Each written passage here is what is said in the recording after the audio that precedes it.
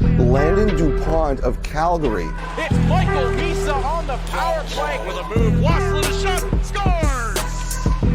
For the hat trick, McKenna, he scores. Roll the highlight reel. Schaefer with a shot, scores! Matthew Schaefer. A lot of the focus, at least at number one early on, has been on James Hagan. What's going on, everyone? Welcome back to the Brady Films Prospects podcast. We've been gone for a little bit. I've been pretty busy. But we're back. We're back at it. We got a lot of stuff to catch up on. I mean, what's new? I know I got a sick painting in the background, and I'm rocking my World Junior USA shirt because Canada lost. Not a big deal. What's new? What's new, Ryan? What have you been up to? Man, I've been chilling. Just living life. I leave for Florida tomorrow, Florida Exposure Cup. Yeah. Shout out to all the Exposure boys. We'll be talking about some of the teams on this list, actually. Little Caesars 2010s. We'll talk about them in a minute. But I've been good, man. Brady, the shirt looks fantastic. Yeah, it's okay. Four Nations Cup is coming up here. I think Canada takes that, so I won't be wearing best bet I've ever made. I kind of knew it from the beginning that the USA boys had my back, and they get free Chipotle, and I get Brady wearing the shirt on the podcast. So yeah. Anyway, we'll get right into it. We got a bunch of tournaments to catch up on. Tons of stuff to catch up on. It's just an episode today. Me and Ryan are just going to be talking about pretty much everything we missed in the past 2 weeks because we've been pretty busy here. So first up was the 2010 Silverstick went down in Port Huron, Michigan. Little Caesars came out on top. Huge win in the finals against the number 3 ranked team in Canada, the Markham Majors. I think they ended up winning 6-4. Was the final score. But yeah, Ryan, what are your thoughts on this? I'm excited to watch them in Florida, to be honest with you. They're stacked group. They're so good. Like we said, only 2 losses all year is pretty ridiculous. So they've got tons of talent. Aiden Kelly, RJ Thompson, Jack Tribbiano, Griffin Carver. Like they got a bunch of kids. So coached by Ryan Kessler, like we said. They're going to Florida to win, so it should be a really fun tournament to watch. And I'm excited to watch them film, post some stuff on them. First time watching them as a group in person. Another kid who's really good is this D-man, Jack Hare. He's a stud too. So, tons of kids in that team. But yeah, Aiden Kelly's really good. He's their leading scorer right now. He actually won MVP. He won MVP too, right? Yeah. Yeah, he's holding the Silver Stick. Yep, MVP Silver Stick. He's a top 2010. RJ Thompson's another guy who's really, really good. Just elite offensive player, does everything right. Very mature game. And then that kid Jack Hare on defense is a stud too. Left-handed guy, very mobile. Moves the puck really well. Does everything that today's modern day D-man does. Just plays an overall elite game. So fun to watch. I'm excited. Yeah, I think they got to be the number 1 team, 2010 team in North America right now for sure. They've proven it at that. I forgot what the name of the tournament was, but they beat Northern Alberta Extreme 6-1. They beat Northern Alberta Extreme 6-1, which is the number 1 team in Canada. Yeah. They beat the Majors in the finals. There's number 3 team in Canada. So these guys are the real deal. Definitely the number 1 2010 team in North America right now, for sure. Fun team to watch. I'm excited to see him. But yeah, I mean, like every year, I feel like every year for U14 in the US, Shattuck is number 1, and this is the first year I think in a bit that Shattuck hasn't been number 1. And it's we'll get into that. We'll get into that later, but. Well, we're getting into all the rankings today. But yeah, so big win. Congratulations, Little Caesars. One thing I just want to touch on was Mississauga Senators, the number 2 team in Canada, did make the quarters of this tournament. They lost to Fox Motors 6-0. I don't know how that happens. They're number 30th or 25th in all of the states, and they beat the number 2 team. I do want to say, though, before we go off, Caesars 2 losses have been against the Don Mills Flyers, which are number 5 in Ontario. And then they also lost to, I'm drawing a blank here. It was another Canadian. Oh, Mississauga Senators in the Border Classic finals. So their 2 losses have been against teams from Ontario. Shout out. We'll give you the 2 Canadian wins, but I mean, yeah, shout out to those guys. But they're 6-2. Shout out to Fox Motors, man. Yeah, 56-2. So crazy. Great record for these guys. All right, moving on was the we also missed this one. John Reid Memorial Tournament. Big tournament. Features most of the CSSHL teams, right? For 2010 this year. Yeah, basically, I feel like majority of them, probably like 3/4 of them are there, if not all of them. Yeah. So our first one we got to get into Nax, obviously. Yeah. Northern Alberta Extreme just rolled through everybody. Mm-hmm. You want to go over the scores here? Yeah, just a dominant performance by these guys. Clearly showing by they're the number 1 2010 team ranked in Canada right now.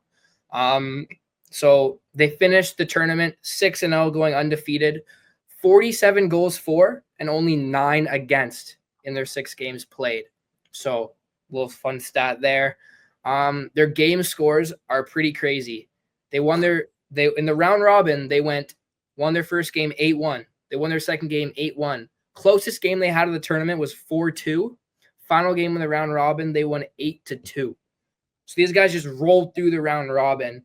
Going into the semis, they beat Delta 6-2.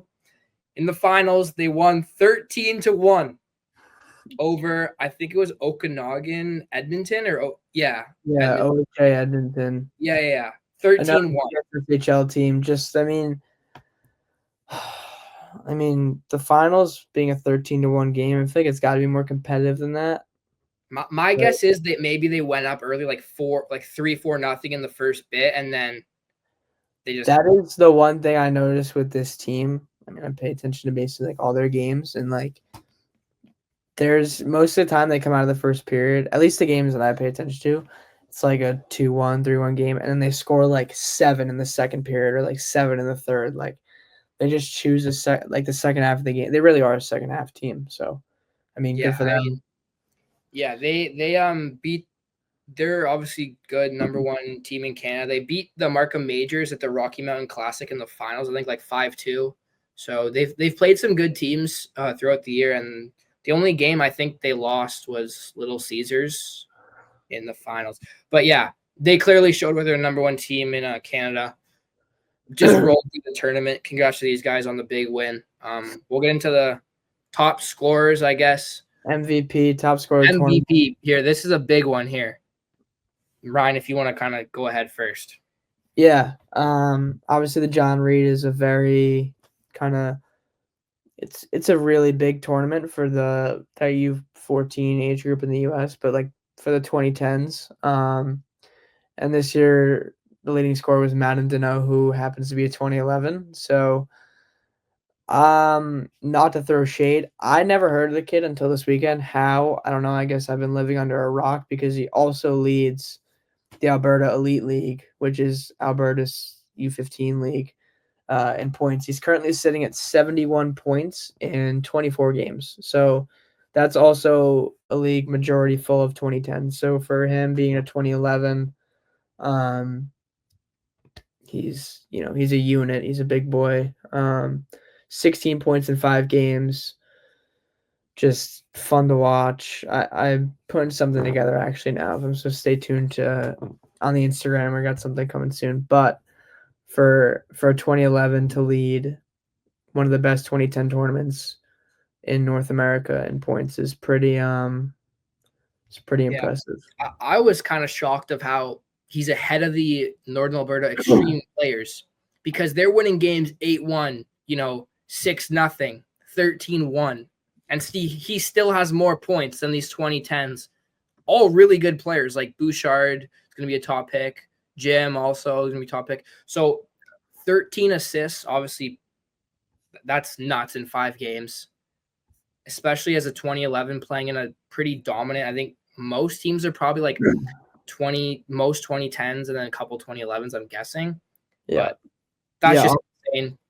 I've got his game log here. So, I mean, game 1, they win 10-1. He's got 6 assists. Just kind of ridiculous. Game 2, they lost to Edge 6-5 in a shootout. He had 3 goals, 2 assists. So, Hattie in his second game. Yeah, 5 points on all. He had a point on every goal. Then the game after that, he had 3 apples. And then the next day, they played Nax. They lost 8-2, and he had 2 assists. So, and then their last game, they got shut out. But just again, dominant performance from him. And I hate to be that guy, but like again, Western Canada. I know, man. McKenna, DuPont, Schultz, and now I feel like we got this kid too. So should be really fun to watch. Obviously, the rest of this. I think after this tournament, he's really put his name on the map. I mean, he's got 7,000 elite prospects views, and he's a 2011. I looked before the tournament when I first kind of saw when he had 6 assists in the first game, which is ridiculous. He had like 3,000 views. He was on the elite prospects trending list for a little bit too. So yeah, he put his name out there this weekend for sure, and he's gonna be a kid to watch, definitely. Yeah, definitely. I think after this tournament, you say one of the best 2011s in the world. I mean, Madden, just three goals, 13 assists is nuts. So he basically lit up the tournament. He basically lit up the tournament as an underager. 16 points in 5 games. That's unheard of. But we'll talk about, I guess, the Northern Alberta extreme players. Tegan Bouchard, 6 games, 6 goals, 9 assists for 15 points. That's nuts. Yeah, he's a stud. Yeah, probably going to be a top pick in the dub draft. He also lit up the Rocky Mountain Classic too when they played the majors and some others. He I think he might have led that tournament too. Yeah. So, Luka Samu, 12 points, and then Cruz Jim going to be a top pick in the dub for sure. 12 points. So yeah, Cruz Jim is really good. He's just another one of those D-men who just is so modern. His feet are, the way he moves his feet are very, very good. His edges are unreal.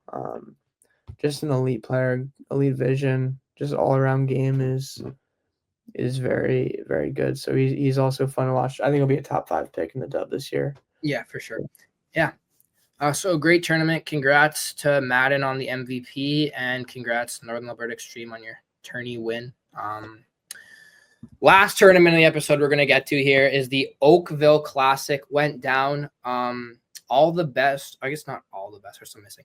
Most of the best 2009 born teams from Ontario. Don Mills was there, number 1 in Canada. Titans, number 2 in Canada, were there. And then JRC was there in Oakville. So, and then the Americans that were there was Shattuck, Mount, BK. Who am I missing? Let me pull up the picture. Pittston Knights. Wilkes-Barre Junior Knights. They're the team. So obviously, Don Mills came out with the win. They beat Shattuck in the finals, but maybe the Canadian teams dominated them a little bit. Titans. Yeah, I would say so. I mean, I hate to throw shade on my nation, but you can't really argue with 3-0, 3-1. I mean, Titans went 3 wins, 1 tie. Don Mills went 3 wins, 1 loss, and then Mount went 2 wins, 1 loss, 1 tie. Shattuck went 2 wins, 2 losses. So, yeah. And Shattuck, a little fun stat here, their goal differential -4 in the round robin play. Yeah, man. Shattuck's number 1 for U15, so 09 in the US, and Mount's number 2. So the top 2 teams were here at this tournament, and they I mean, granted though, not like you look at Mount's games, they're not crazy. No, they're very close games. Like 3-2 win was their first game. Then they lost to the Titans 3-1. Then they tied. Who'd they tie? They tied someone 2-2, and they won. They beat JRC, which is like That's a big win. JRC's top 5 in Canada for sure. They beat them 7-3. Yeah, it's a crazy win. Then Shattuck lost 3-1 to either Don Mills. Yeah, Don Mills. Right? No. I don't know because there's 2 games. Either they lost 3-1 to Don Mills or Titans. Yeah. Lost 6-2 to JRC. So, and then 1-0 win over Oakville Rangers, and then a 2-1 win over Don Mills Flyers. So very, very close games. Yeah, that's that for the round robin. Then we go to the semifinals here. Don't have a photo for it, but Don Mills played the Titans in the semifinals. Don Mills ended up winning 5-3, and then Shattuck beat Mount in their semi 3-2, so very close game there. And then finals, Don Mills shut out Shattuck, beat them 4-0. So I think this has to show here. Can we say Don Mills is the best team in North America after this tournament? I know they only played each other like a couple times, but it's the only time we can like compare the teams. You know what I mean? Like Shattuck's never going to come down. Were any of these teams, was Mount or Shattuck at Silverstick? No, right? No, I don't think I think it's only AAA teams. Were there, I don't know I don't know what the rule is with the Silverstick about putting in. I know for sure no prep teams are allowed. Like, but I don't know why Shattuck doesn't do it. I'm not 100% sure, but I think it's the only time we can really compare the top USA teams to the top Ontario teams. Yeah, I mean, Don Mills they're 49-5 on the year. They're up there for sure. I mean, granted, that Mount team is really strong, really strong. I kind of wish that like the US and Canada could figure something out to have like a world championship almost. Like they have nationals, like whatever Canada. That would be sick because so Ontario only does provincials, but imagine if Canada and US did after provincials, the top team in Ontario goes and plays the team that won nationals. They do like 3 games. They have like the Western Canadian teams too, teams from Quebec, like all over the place. Dude, like, that would be awesome. Yeah, that would be insane because so you're saying the winner of the CSSHL, basically, the winner of the provincials in Ontario, and then the winner of Natties, and then we need a 4th team. I mean, maybe the winner of the Quebec League too. Yeah, well, I mean, we don't have to just do the winner. Just like in general, you could do like 8 teams, like the top 2 from each state or province or whatever. I wish we had a lot more crossover though. I know it's hard with like the league play and the like, you got to get games in your league and everyone's in tournaments, but if there were to be like a best team on best team, I know the OHL Cup is kind of that, but then it doesn't have the prep team, so you can't really say it's best on best because like there's none of those CSSHL teams. I think maybe once you get to like U15 in Canada, so U14 in America, they do like a best on best tournament every year. I think that'd be a cool idea. That'd be so sick, bro, and it would only benefit the players too. I feel like it would benefit everybody. I feel like people would definitely go out to watch that. Right? Yeah, I mean, you get a crazy crowd, and then the players are improving. They're playing the best teams because a lot of these teams like Shattuck and Mount and Don Mills, they're only losing like 2-3 games a year. If you're the top team in your province or in your state, a lot of the games you play aren't really.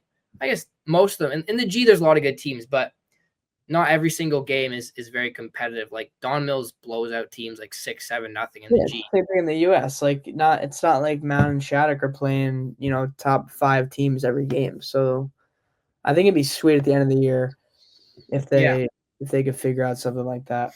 That'd be dope. That's a sick idea. All right. Yeah, I'm a genius. Yeah, moving on here. Great idea, Ryan.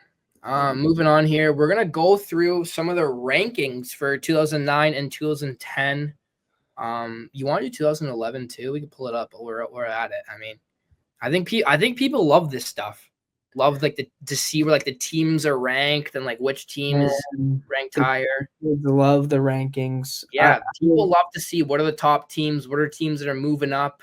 My Hockey Rankings, I think, does a very good job of like using their algorithm to like kind of like it's very hard in minor hockey because not everyone's going to play everyone, right? You don't know a team from Quebec, a team from Ontario, a team from Michigan, a team from like California. You don't know because they're not going to play. But My Hockey Rankings, I think, does a pretty good job.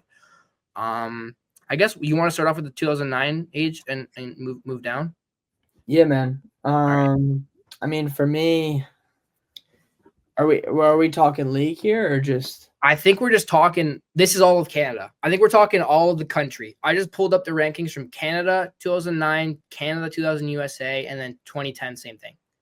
All right. So obviously starting with our teams here, like I said before, Don Mills, studs. Yeah. Right? I think they've really been number one since the Titans Early Bird, which is like the number one early bird tournament in Ontario. What's funny is when you get to the U16 year, which is your draft year, so U15 in the States, like when we look at 2010, it's going to be teams from Alberta. There's going to be teams from Quebec. I think Ontario has such a strong hold of the best hockey when it gets to your draft year, which is 2009 this year. There is not one team that's outside Ontario that's in the top 10 of Canada, which is kind of crazy because I think Quebec doesn't have U16. They only have U18. And all the top guys are in U18. They have U15, and then you just go to U18, I'm pretty sure. But I'm surprised there's like no like teams from like, I don't know, like Alberta or like, do they have U16? They do, right? In Alberta? No, just in CSSHL. Yeah, so they don't have U16. They have U17 prep. So how it goes is U15 prep this year is 2010s. And then U18 prep is like all the 09s. So yeah, okay. So if the top 2010s from this year will move on to U18 prep next year, and then a few of them will stay in U17 prep. But other like guys also kind of split and go to like different leagues. So there's like the league that Schultz is in, the Saskatchewan Male AAA Hockey League, which has like the Saskatoon Blazers, Regina Pack Canadians, like all those teams. So also Western Canada guys will go to that league. But yeah, the top two leagues are that league, which is U18, the small. Yeah, so I guess that kind of answers my question then, because there's no really U16 in Quebec. I think if Quebec did U16, but I looked, Quebec's U18 league I think is 3 years, because this year it's 2009s are playing in it, 2008, and then there's some 2007s. So who knows? Anyway, there's a lot of different leagues. There's stuff going on there. I guess that kind of answers my question why there's no other like provinces. It's just kind of Ontario because other teams really have other leagues that really have U16. But starting off, Don Mills Flyers have been ranked number one, I think, since the beginning of the season. They won provincials last year in Ottawa in their U15 year, and then this year they've pretty much won every big tournament except for a little tournament hiccup, Silverstick. They lost in the semis or quarters. They won the Marlies Classic, which we talked about last episode, and then now they've won the Oakville Classic. And then I guess they're looking to win the OHL Cup, which is the biggest tournament in North America for the. When is the OHL Cup? When is the OHL Cup? I think it's just before the draft. So March. Yeah, I think it's March. But yeah. Second is the Toronto Titans. They've beat Don Mills, I think, once this year, but pretty much in every tournament, Don Mills have beat them. And I think in league play, it's 3-1 for Don Mills. I think Don Mills beat them 3 times. Titans have beat them once. Moving down one more, another team we just kind of talked about, JRC. They're pretty much a wagon at every age group, starting at U10. They're so good. I mean, this organization, I'm sure everyone's heard of, but yeah, great, really strong year for their draft year. The 2009 is very strong. They got a couple really good players who will be drafted first round for sure. They're 46-11, so a little more losses. I think they've actually beat Don Mills once this year, 2-1. So those 3 teams are very close in the G. Yeah, I mean, 46 wins though is absurd. So yeah. I know all these teams in the top 5 have done pretty good at the big tournaments in Ontario. Moving down one more, Huron-Perth Lakers. They're a team that doesn't play in the G. They play in the Alliance, which is like London, Ontario, Kitchener, Ontario. Elgin, Middlesex, Chiefs, which is near Windsor, Ontario. So kind of out that way towards the border to Detroit. They're 39-6. They won the Silverstick tournament actually, which was kind of like shocking because I think before they were ranked like 15th in Canada. They were ranked way low, but yeah, Bro, really, they went from like 9th in and again, no shade to these guys. Congratulations. They went from like 9th in the OHL Cup rankings to 1st like that. Yeah, great team. Very well coached. Kane Barch and Jake Murray, two very good fours on their team. They have a good defense too. I'm drawing a blank on his name. I don't know. He's a really good D-man, going to be drafted pretty high. And then their goalie, Von Bar, very good. Last one, Marlies. Again, wagon of an organization. They're pretty good at every age, but 2009 years. The ideal G organization. I feel like when everyone hears like GTHL, they think of the Marlies. Yeah. In the US, like when you hear GTHL, like you think Marlies right away. Like when I was little and I was at a few tournaments, like the Marlies were there. It was like, oh, cool. Like, yeah, Toronto Marlies over here, like, yeah, big team here. 34-17. So a little more losses. I think they kind of struggled at the start of the year, and then in their league. I don't know what they're ranked in the G, but yeah, so they still did pretty good at the Silverstick. I think they might have lost in the quarters. They didn't do the Oakville tournament. I'm kind of surprised. I would have liked to see them there at the Oakville Classic playing some of the top states teams. I would like to see how they've done. They actually have a 2010 on their team too. Landon Rolston. He's a kid who's probably going to be a top pick in next year's draft. He's playing a year up on the 5th ranked team in Canada. And I think there's no points in the GTHL, which I think is kind of stupid. Yeah, I wish they would show they come out with them like once the draft comes around. Yeah, but if you don't get drafted, you don't have points. I just think it's a little sketchy because like they're not to the public, and then after the season, all of a sudden they just pop up out of nowhere and like. Yeah, that's the one thing that I don't really understand. That's the thing with like the G and like all that stuff. Like they're very. Yeah, I don't understand. Why don't just put the points throughout the year so everyone can see it rather than just like they'll release the points from like the first 3 rounds of the OHL draft. They'll show the points, but like we don't. Is that from regular? The no video and the no points, bro. They don't want any attention. Pretty sketchy. Anyway, Marley's 5th team. Moving on here. We'll go to the States. This is more Ryan's territory, so I'll let Ryan talk. My area of expertise. I mean, we just touched on it. Shattuck. They've got a bunch of studs. I mean, number 1 ranked team for a reason. Just some really elite players. They went down to Canada and they kind of struggled a little bit, but you know we'll cut them some slack. But I mean, some of their top guys, Jerry DiConzolo. I mean, the kid got 113 points in 41 games. Jeez. Which is just like kind of just crazy numbers. He's got 41 goals in 41 games.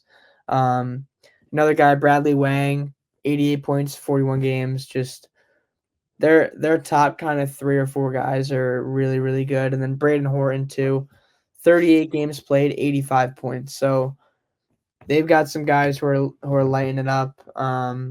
A D-man too is this kid, Max Desner, is really good. Reminds you a little bit of Lane Hudson in the way he plays, just small, skilled, produces points. He's got 38 points in 41 games this year as a D-man. So for him, you know, another guy to pay attention to for sure. But like I said, moving forward, that Mount team is full of studs. I wish they had points from the Oakville tournament because it would have been cool to see best on best how many points are these kids putting up. And that's not to say like they're putting up like eight points a game against bad teams. I just think it would have been cool to see like best on best, what kind of numbers are they still putting up? Because that kind of goes to show like at the next level, against harder competition, you know, exactly what are they still to do? Exactly, bro. Yeah, but like moving forward, Mount, I mean, these kids are all won nationals last year. I mean, to start, Rocco Pelosi, 96 points, 40 games. That's nuts. Number one guy in the U.S.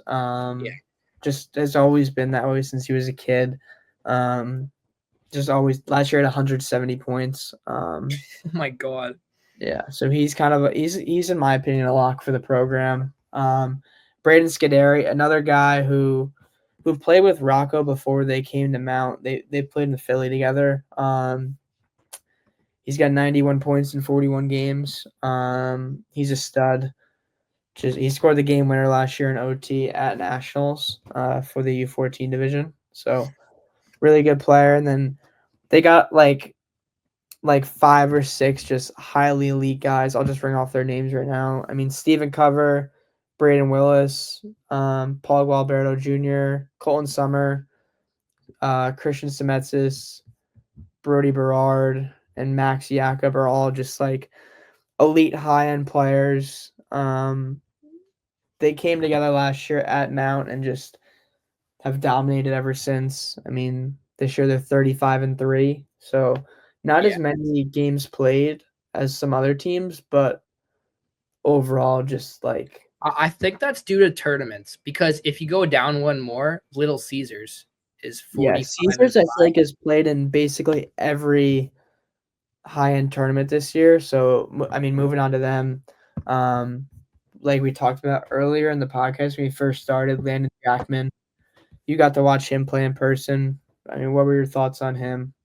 Yeah, this Little Caesars team, I think, has played a lot against all the top teams in Ontario, and they almost beat Don Mills at that Marley's tournament. They took them to overtime in the semifinals. And then do you remember who they lost? They lost the Red Wings in the Silverstick semis. So they're a team that's played a lot against the top Ontario teams, and they're right in there with them. I mean, they're right in there with Don Mills. They're going to be playing at the OHL Cup. They got a really good D-man, Cage Flory. Very, very good D-man, very fast. And then, like we said, Landon Jackman. And then Santa Maria is also a very good player. I think he might have been second in Silverstick scoring with Landon Jackman. So very, very good team there too. Yeah. I mean, full of studs. Like Cage Flory is another guy who's really good. They got guys. Vincent Arnone's really good. They got players all over. But next up, we got the Mission. Have you watched the Mission 15s this year? Yeah, I have. They were at the Silverstick. Oliver McKinney is definitely, I guess, their leading force. Very, very good forward. Very skilled. One of the top. Yeah. One of the top kids. Skilled. They're so good. One of the top kids in 2009 age group, I'd say, in US for sure. Definitely going to be a lock for the program. Another kid. Small. He's sprouted up a bit, but yeah. I want another kid too has been scoring a lot of goals for them. Milo Jevic. Yep. Just came from Florida Alliance. He's been scoring a ton of goals for them. 38-12. So 4th spot, because Little Caesars only has 5. Mount only has 3 losses. Shattuck has 8. So they have 12 losses. So that's probably why they're 4th, but still a very, very good team. Yeah, Milo Jevic, and then Thaddeus McMahon, stud. Gavin Burkhardt, Caden Acoin, Taylor Ling, just to throw out some more names. I mean, yeah, they're loaded too. Another team with a lot of depth to their forward and their D group. But now number 5, we got the Chicago Reapers, another Chicago team, 44-6. Really impressive record. A newer organization within the last 5 years. I've seen them come in at every age group. I mean, I've watched them play in the U12 age group for Canada. So I don't know what the birth year there is, but I think they're first in the state, or first or second with Little Caesars. They're right up there. So they're pretty good at every age. One kid on this team, Tyler Cooper, watched him play at the Silverstick a bit. Watched him play in Philly too. He was there in Philly with Prime. Very good player. Very good player. I'm not really familiar with many of the kids on the team. 44-6, so better record than Mission. I think the thing with Mission though is they're playing harder teams, and because they played against they did the Honey Bake tournament with all the 2009 teams there. They're at the Silverstick. So yeah, Reapers have only lost 6 games though, so I'd like to see them maybe move up a bit. Maybe they'll get harder games this season. I don't know much about their schedule, but maybe they'll get some harder games in the season and move up. I mean, even if though 44-6 is just really good record. You can't really argue with that. So yeah, I guess we'll find out at Natties. Well, wait, who's going to Natties? Because only one team, right, can go. Mission and Reapers. Well, you could get a bid True. to come in. So yeah, I don't really know how that stuff works. No, dude, you're asking the wrong guy. I know nothing about Natties. I was never really on those squads that was kind of looking for bids, but yeah. Sure I just want to quickly touch one more team, just really quick before we move on to the 2010s. Boston Junior Eagles. So they don't have their 26 and 6, right? Because a lot of their kids go play high school, like for Rivers or something like that. So I'd like if it wasn't like that and they played a lot more games, I think they'd be right in the mix. But 100%. Dude, I'm drawing a blank on his name. You know who Finn? Is his name Finn? Finn Sears. Finn there, dude, this kid is insane. Yeah, he's insane. Great. There's Finn, who's really good. Finn Sears, Carter Myers, another one. Just two guys who, again, have kind of like driven that team.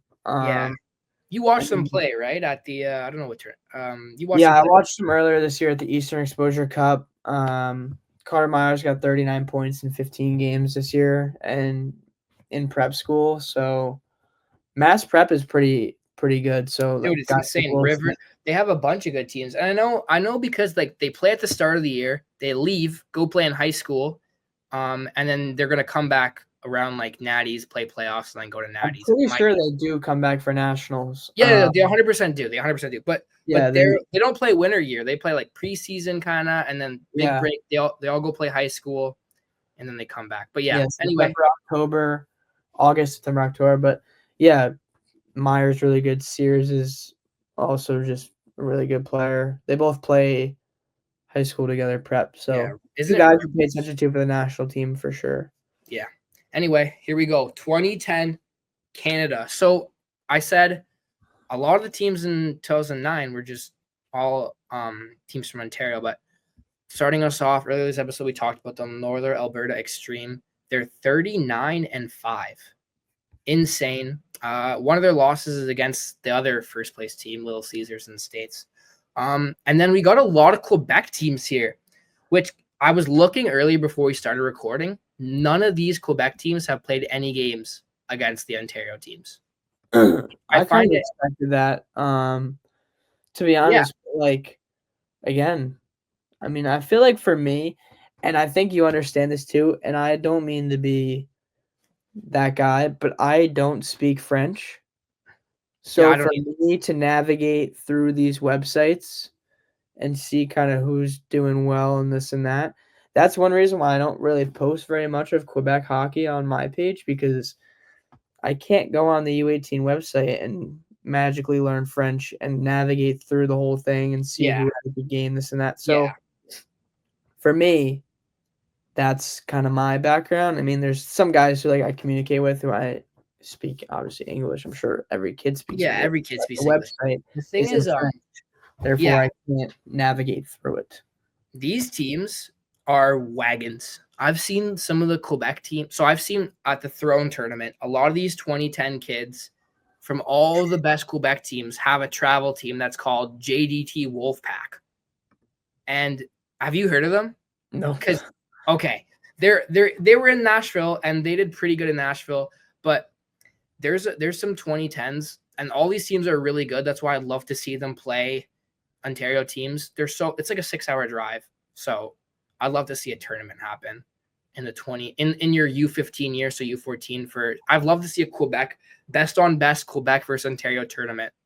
I'd love to see that happen in the U15 year for Canada.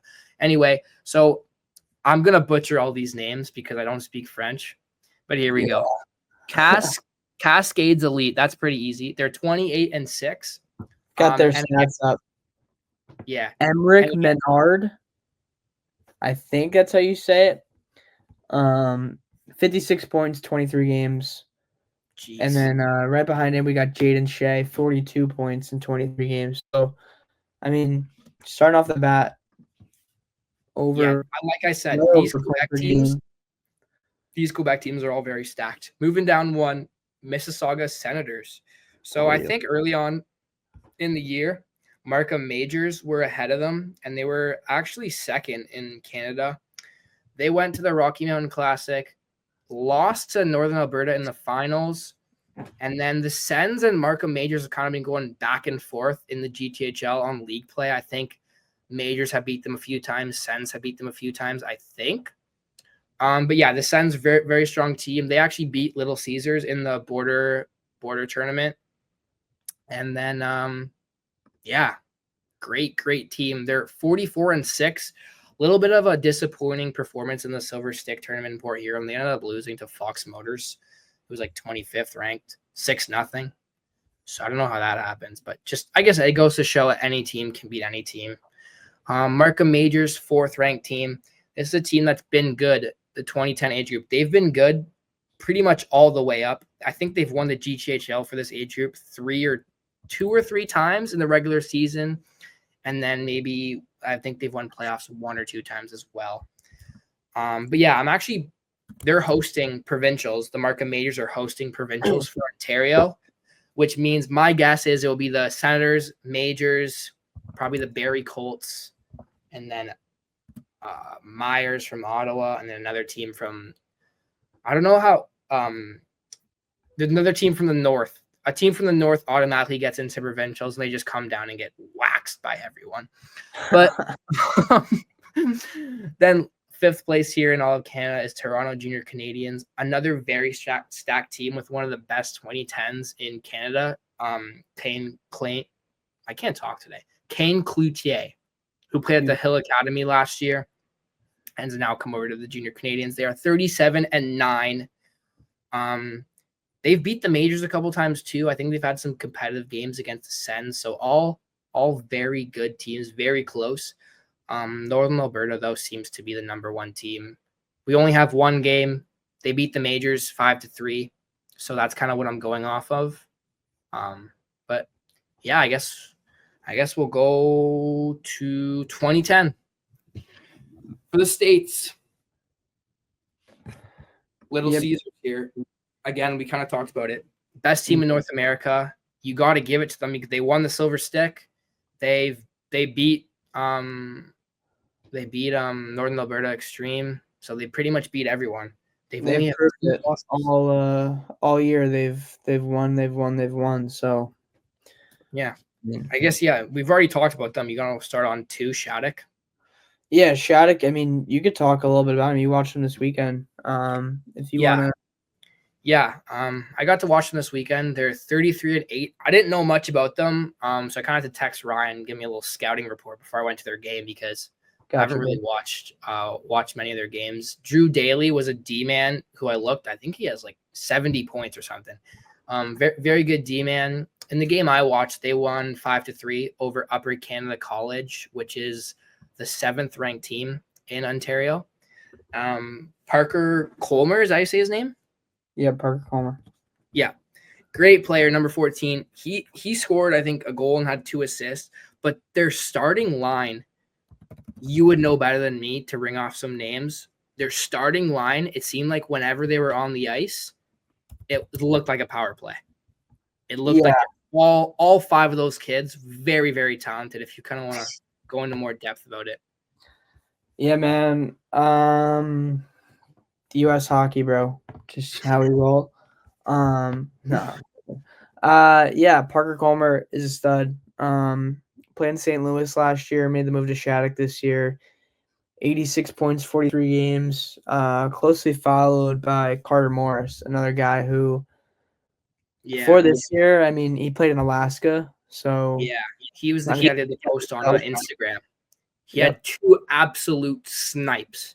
Yeah, I'm talking like right under the bar and straight out, just rips. He's playing with Colmer. Those 2 guys, whenever they're on the ice, it looks like they're on a power play. Yeah, bro. He's but I will say here, 4 points, 43 games. Yeah, that's insane. I will say here, they went, so Shattuck did a couple exhibition games, 2 versus Upper Canada College, the 7th ranked team in Ontario. They played Don Mills once, the 5th ranked team in Ontario. They ended up beating Don Mills 6-5. Very close game. Brady Nash had 2 goals. for Don Mills, great player. And then Shattuck, Don Mills beat Little Caesars. So I think that's kind of why Shattuck kind of came down, played them, beat them. And Shattuck and Little Caesars have yet to play each other yet. So I think if that would be the final, that'd be a damn good I would final. love to see them go at it in Natties. I do think, if I'm just picking, I do think Little Caesars takes it for the second year in a row, but could be wrong. You never know, bro. You never know. Yeah, you never know. There's some studs on both teams. I mean, moving down one more guy we have to talk about, obviously Drew Daly. This year, 73 points in 43 games as a D-man. Just like 57 assists, PK or PP specialist, just like runs their power play like it's nobody's business. And you know what? Since I watched him, so I sorry to cut you off. I watched him at the PEP tournament. PEP tournament, Power Edge Pro Camp in Toronto. I saw him last weekend. Dude, he must have grew like 5 inches. Yeah. Like he's got to be like 6'2" now. Like he just looks so tall. I think, dude, he just looks so tall and lengthy on the blue line. And like his skating is like second to none. Like he was probably the best skater on the ice, I think. Just like maneuvering up the ice. And he's a big boy now. Like I watched him probably in July or August, and now he just looks bigger. Anyway, if you want to talk about Mount 2010 30-8 record. Yeah, I get to watch him this weekend. Another team I got to watch this weekend. I mean, these kids are just they're all so good. I don't even Zach Charbonneau, I think, leads the team in points, or is it MJ Campbell? It's Charbonneau. 110 points in 38 games. That is unreal. But if he played in Ontario or Canada, that's don't even bring this, bro. Dude, I have to bring this conversation because they're winning games. I'm not taking any away from the kid. That he is, I think, one of the best 2010s in the world. 100%. Unreal player. 100%. So stacked. These stats also aren't updated, so he's probably at about like 120 by now. If he played in the GTHL or Ontario or still played in Quebec, do you think he's putting up the same amount of points? No, he'd probably be at like 80 something. I feel like, bro. Dude, you have to watch this kid in person, and I'll tell you. Like, I mean, for me to start, he's like 6'3". I've never seen him play. I wish he came down to the Throne tournament. He'll be at WSI, so you can see him there, bro. He's 6'3". He's got an NHL ready shot. Like, just wires the puck. Like it's nobody's business. Just from wherever he is, just absolutely rips the puck. Isn't afraid to throw hits around.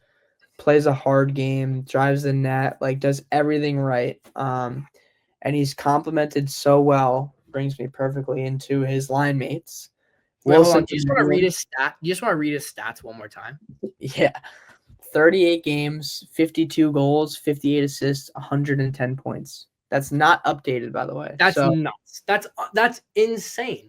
Yeah. So moving down, I mean, Wilson Bemedian, he got his 100th point, I think, last weekend. So over a week ago now.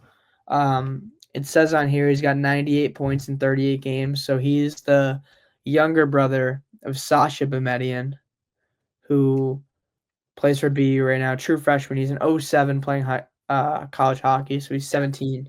Or I think he might have just turned 18, but besides the point. Yeah, so he's his younger brother from Sweden. I'm pretty sure he's a dual citizen. I don't know. Yeah, he is. I looked at his so crafty. Does like crazy things with the puck. So fun to watch. And then MJ Campbell, 95 points in 38 games, their other line mate, who unreal playmaker. Just so good. I mean, moving back, I actually just kind of remembered last weekend Charbonneau had 1 5-goal game. So make it 57 goals on the season. And then I think they won like 10. But they're beating teams 16-0. Remember the tournament we talked about that they won? 28 points in one weekend is Yeah, he put up. They're playing 16-0, 12-0. That's why I think like tournaments where I want to watch this kid play in WSI. No doubt he's going to dominate the tournament. I just kind of want to see him play against tougher competition. Ontario. No, I'm not saying come to Ontario. I'm saying this kid could have played up he could have played up at the Oakville Classic, and I would love to see how he would have done. Yeah, that is true. I would have loved to see him play up in Oakville. Yeah. I mean, again though, like we'll see. I mean, this weekend I guarantee they go up against Caesars. So we'll have to see kind of how he plays against that top team in the nation. Yeah. Don't miss any clips because we're gonna need your clips for the podcast. So we'll be on and we'll drop a special 5-minute episode. I'm joking. But in the next podcast we'll feature how the weekend went. I'll do a little I feel recap. like maybe we get on some of the Exposure Cup guys. 100%. I could pull some strings, I think. Yeah. Okay. One more thing before we move on to the Minutemen Flames last team. Do you want Cruz Armstrong, Colby Armstrong's son, plays on the 2010 team. I think I looked at some rankings and he was going to be like a first rounder in the dub draft, I think. So also another kid just to look at. It's pretty cool. Yeah, he's a stud too. Kind of shows how deep they are. Like Yeah, they have he joined Mount from Penn's Elite. So yeah, great player too. Minutemen Flames, a little bit different here because they have their winter record and then they have their like regular season record because I think a lot of them they're from Mass, so a lot of them play in high school too. Yeah. Their time. So they've only played 7 games in all of the winter because they're all playing high school hockey. Yeah. But very good team. I can talk about them a bit while you're getting the stats. I watched these guys play at the Quench World Invite. They pretty much brought their whole team. It was some Quench guys. What am I saying? Some mid Fairfield, some junior Flyers, and some maybe mid Fairfield. I don't know. But it was mostly Minutemen Flames players. And they won the Quench World Invite they beat Team Ontario. They beat Pew's team. Who else did they beat? They beat a couple good teams from the States too, like BK. They beat BK, who also had a team where like Midwest. So very, very good team. Are they at the Exposure Cup too? I don't believe so. That would have been nice to see them play. Yeah, it would have been. They're kind of an underrated team though. Like, yeah, their Massachusetts team. I mean, I remember for Will Smith's age group, for the 05s, for my age group, they were always good. They had some really good kids. But, I mean, yeah, another kind of sleeper team. But I can't get a hold of any stats, which is unfortunate. Yeah, they don't have any. I remember one kid who I think was 3rd in points for Minutemen Flames. Actually, who led the Quench tournament with all the best 2010s? MJ Campbell from Mount. Yeah. 2nd, I think, was Pew. And then 3rd was... Well, I know one of their kids, Ethan Mankato. He had 17 points in 8 games at the King of Spring tournament. And the Quench had 12. He had 12 and 8. In Quench. Yeah. Okay, so that's the kid who lit up the tournament. Anyway, do you want to talk about the Minnesota team? Yeah. I mean, they're...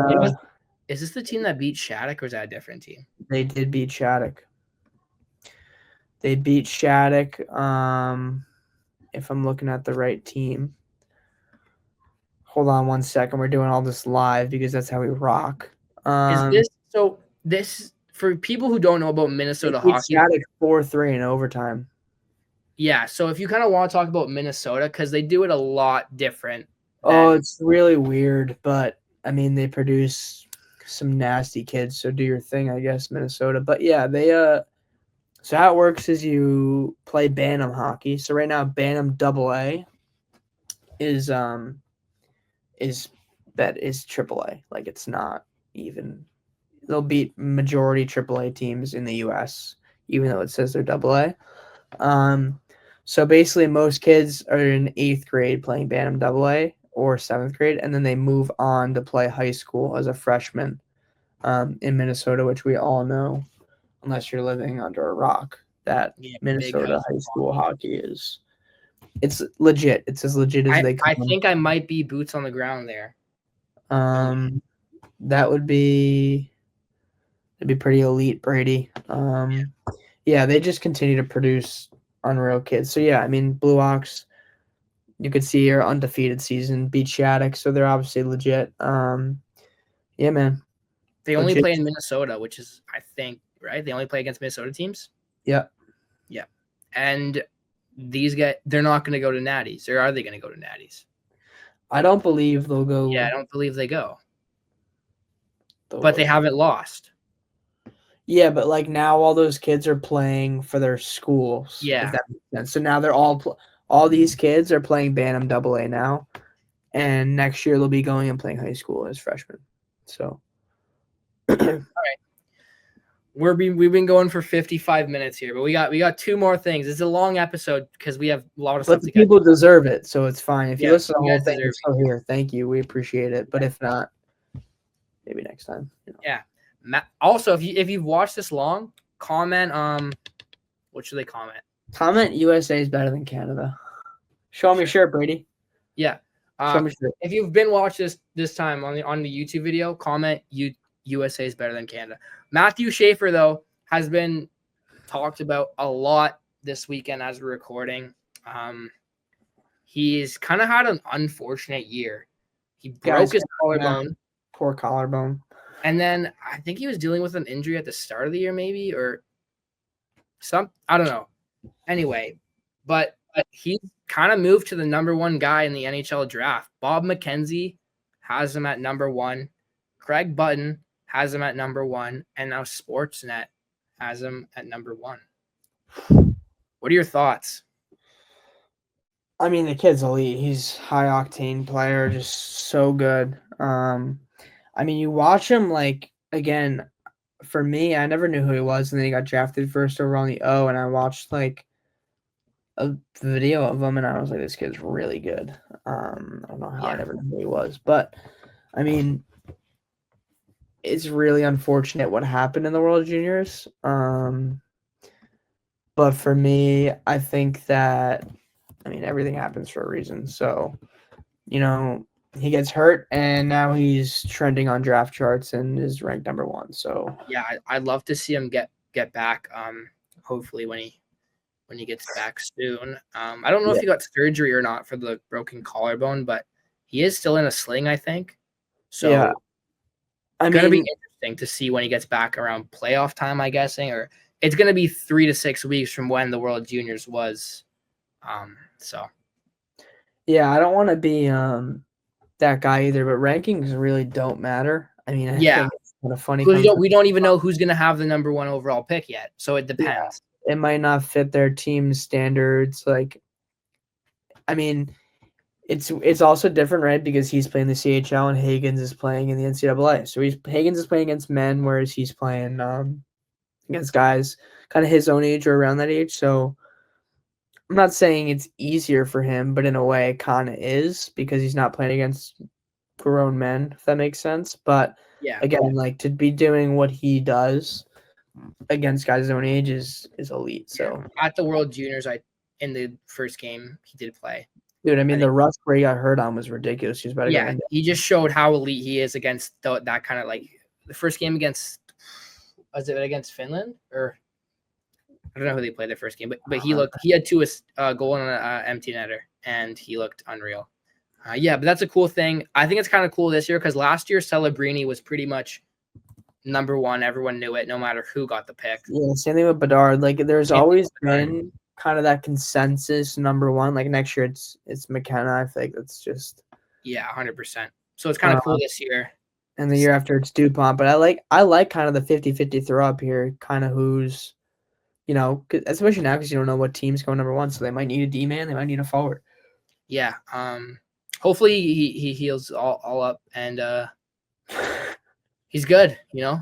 I just want to see him play. I just want to see him play, man. Like this guy, if he didn't get hurt the World Juniors, I think he might have led the tournament in defense scoring. I think so. I mean, did he have any points? He had 2 in his first game. Did he? And then goal and assist. Yeah, and then the first 5 minutes against Latvia, he goes in that insane rush, gets hurt.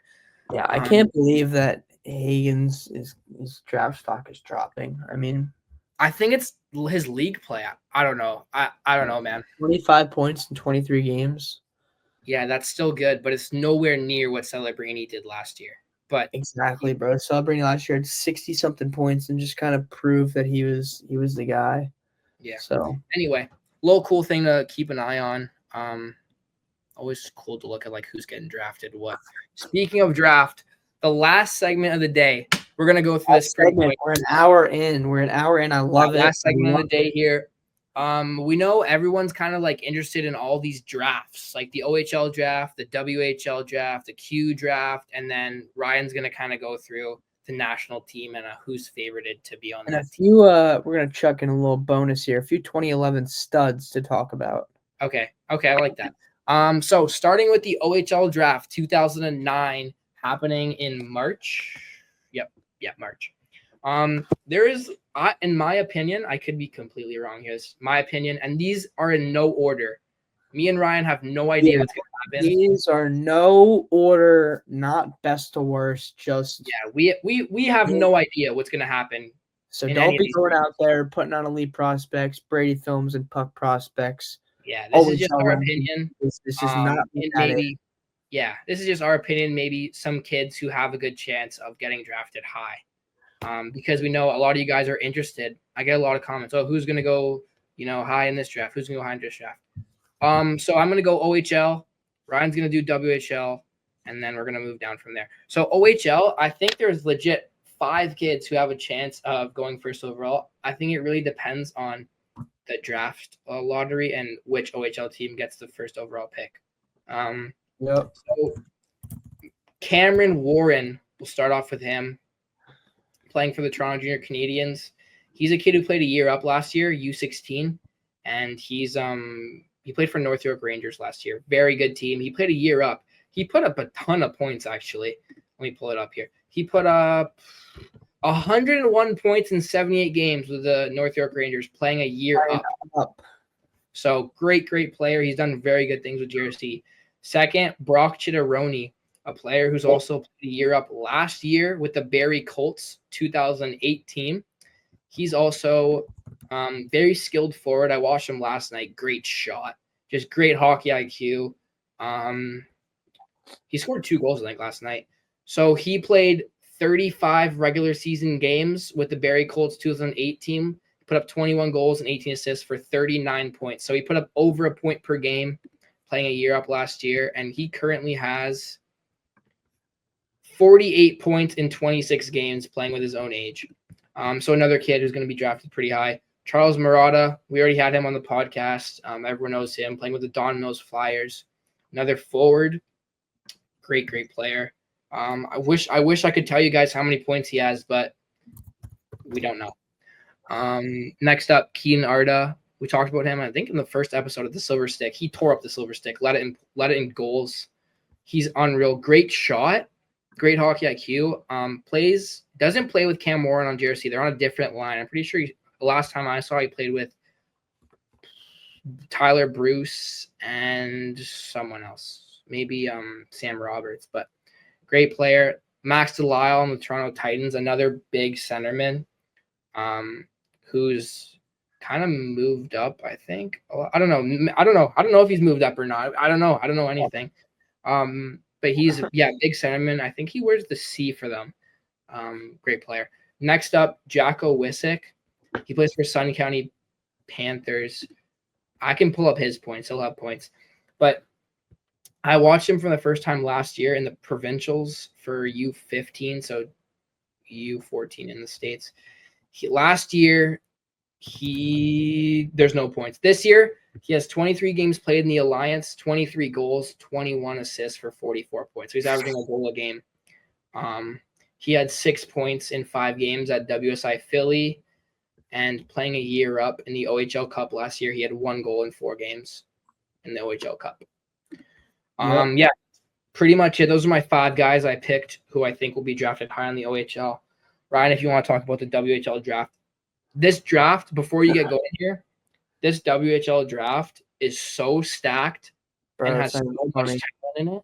It's unreal. Anyway, I feel like we say that every year, but this year is just, I mean, two guys who could have gotten exceptional status, kicking it off strong. There's 3 guys who are playing U18. Yeah. Which is just and putting up good numbers playing U18. So oh yeah, they're not really messing around. I mean, kicking it off, we got Max Schultz, 66 points in 33 games. I feel like everyone obviously knows who this kid is. He's in just hell of a year this year. Last year he put up 134 points or whatever it was in like 20 something games. Just ridiculous number. He had like a 16-point game. Okay. That's unreal. Playing what, 2 and 3 years up? Unreal. Yeah, he was 3 years up. So like you can make the argument, oh, he's playing a bad league. Well, buddy, he's playing against 08s as a 2010. And so, some 07s if you go play American teams.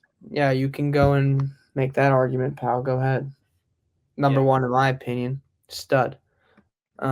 Next up, Liam Pugh. Actually, I'm not gonna say that. Not number one because we don't know. So don't. Dude, Pugh is also playing 3 years up and putting up, lighting up. Over a goal per game. Scores goals. He only scores goals. This is insane. His shot in some of the clips that we've seen, it looks like he's already got an NHL caliber shot. Just like slings the puck. 24 goals in 22 games, 36 points. Yeah. Just kind of speaks for itself. I feel like most of these kids' stats do. Moving forward, got Cruz Jim. Cruz Jim's a stud. D-man. Talked about him earlier. I think part of the reason why we just looked, they're winning 8-1, 8-0. No one's scoring against this guy. This guy's shutting it down on the blue line. Yeah, bro. 46 points, 24 games. It's probably plus like 65 on the year. I'd bet. He's something like that. Yeah, even at the Rocky Mountain Classic, I looked. He's still putting up crazy points as a D-man. So yeah. But moving forward, Louis Oscar Hollowaychuk. I think that's how you say his name.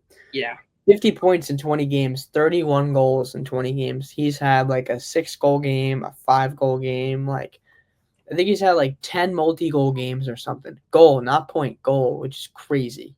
Yeah, I think maybe I'm wrong. I think he might lead the U15 CSSHL. No, he's like 4th in scoring. He's hurt right now, actually. Oh, okay. But still, 50 points, 20 games, elite numbers. Yeah, and then we got Reid Nickel, a kid who's kind of low key. He plays U18 in the MU18HL, so out in Brandon, Manitoba. Plays for the Brandon Wheat Kings U18s, 41 points in 37 games, so over a point per game, playing in a really physical U18 league out in Manitoba. Again, 2010 playing U18, kind of putting up those numbers is just, tons of guys making case for that, making a case for that number one pick. Just overall fun to watch. Tons of time. Say how, like, from even when we've played, I've noticed how skilled these kids are getting. It seems like everyone who's getting drafted is playing years up. Like, you got to be it's insane how skilled these kids are putting up these numbers this young, playing against kids 3 and 2 years older than them. The game is growing. I mean, especially in Western Canada, it's kind of the thing to play up, 1 or 2 years. It's not really, obviously, in Ontario, it's not a big thing. And also in the States, obviously, some areas you play up. But for the most part, you kind of play with your own age group. So, yeah, man, that's the dub. Moving forward, we got the Q. If you want, I'll take the Q because Ryan don't know how to say anyone's name. But we got James Scantlebury. He's played in the States the last 2 years. He plays up. Yeah, he's currently playing a year up with U16 in the States. So, which is, I believe, he's playing with 2008s. Yeah, he plays up with the 08, so he's in 09, playing up with the 08 U16. Yeah. Watched them too. His stat line is unreal. unreal. I can't talk this whole episode. This has It's been all good, bro. You're good. You got it. so. Last year he played with his own age, 55 games played, 64 goals, 66 points, 66 assists, 130 points. This year he's playing a year up, 39 games played, 26 goals, 38 assists for 64 points.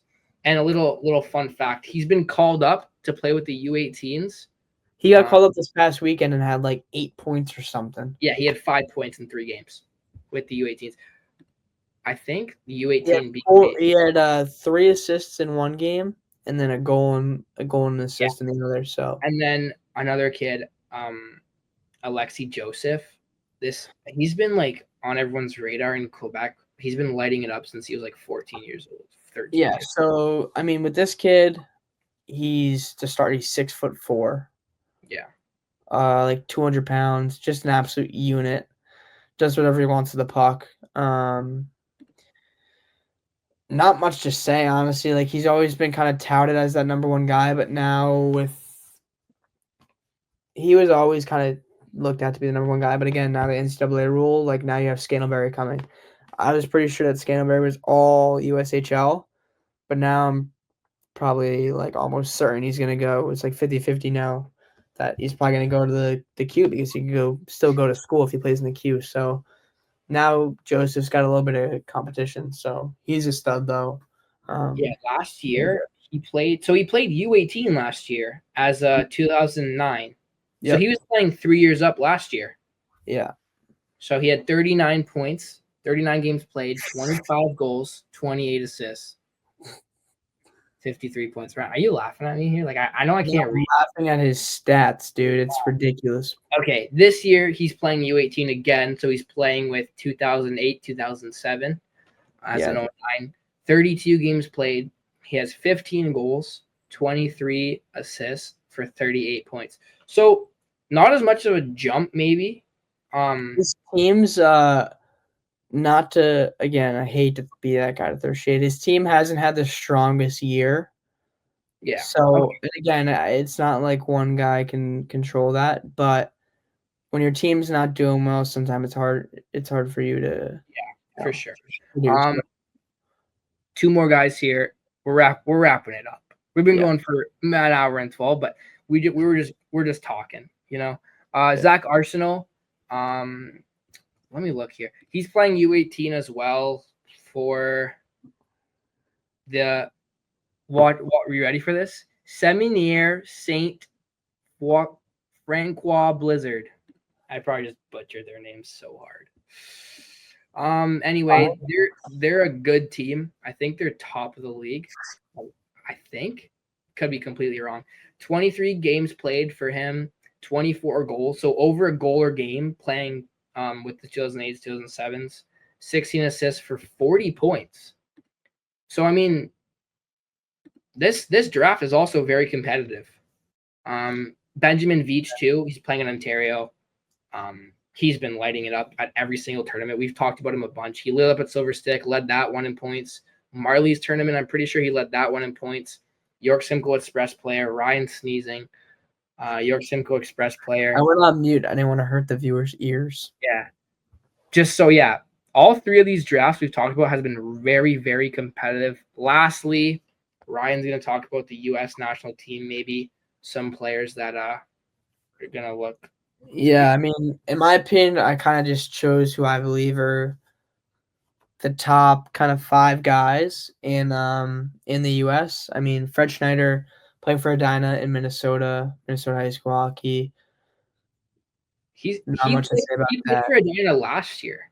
Yep, last year was a grade 9, and as a grade 9, and did really good as a freshman. So yeah, he's a stud. Rocco Pelosi, talked about him earlier. 96 points on the year, 40 games, just unreal player. Now 2 Shattuck guys we haven't talked about yet: Diego Gutierrez and Nolan Fitzhenry, both playing up U16 for Shattuck. Fitzhenry leads the team in points, 71 points in 40 games, 40 goals on the year, and Gutierrez has 36 points in 34 games. So, both are the big dogs for that Shattuck team. Obviously, tons of talent there, but for the 09 standpoint, they're I just want to hop in here. You left Oliver McKinney off this list. that is true. Yeah, he's also insane, unreal. He's basically like a shoo-in. Thank you for catching me lacking. Appreciate you. He's been lighting it up with Chicago Mission this year. But yeah, he's just so much skill. And then Carter Meyer, another guy we talked about earlier, 39 points in like I forget how many games for high school. I think 20. So yeah, almost 2 points a game for him. So good year. But I mean, I think we leave the 2011 guys for the next episode. Give the people something to look forward to. Okay. Next episode, we're going to be talking about the 2011 drafts. Is that, or do you just want to talk about some of the top kids? Talk about some of the big dogs for the 2011 group. Okay, I like that. So give the people something to look forward to. You know, I like that. And then maybe we get on the Exposure Cup is this weekend.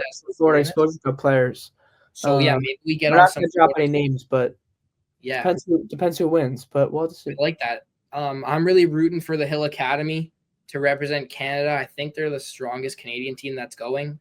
USA is gonna win, but 7th. If we send Marco Majors there, they're winning the tournament. Or if we send the Mississauga Senators there, they're winning the tournament. They've already beat the Little Caesars. Anyway, have fun, Ryan. It's going to be a great tournament. Make sure you get some good clips. I will. I'll provide Everyone go check out Puck Prospects this weekend. There's going to be some fire content around Ryan's Instagram. You know it. You know what's going on over there. If you don't already follow, go follow. But yeah, man, a great episode here. If you listen this far, if you watch this far, send me a DM. Follow back from Brady. Yeah, I'm gonna follow you guys. Anyone who watched till the end, send me a DM. Say Brady. DM Brady. The word. What word should we pick? Just send. No. DM Puck Brady Films Prospects Pod on Instagram. Yeah. Just send. Hey, I just watched the whole episode till the end. We'll hit you with a follow back. Do the strawberry emoji. Add the strawberry emoji. Strawberry emoji. We'll follow you back. But yeah, for sure. And to all listeners on Spotify, you guys are OGs too. Thank you for making it this long. But yeah, that's all we got for this episode.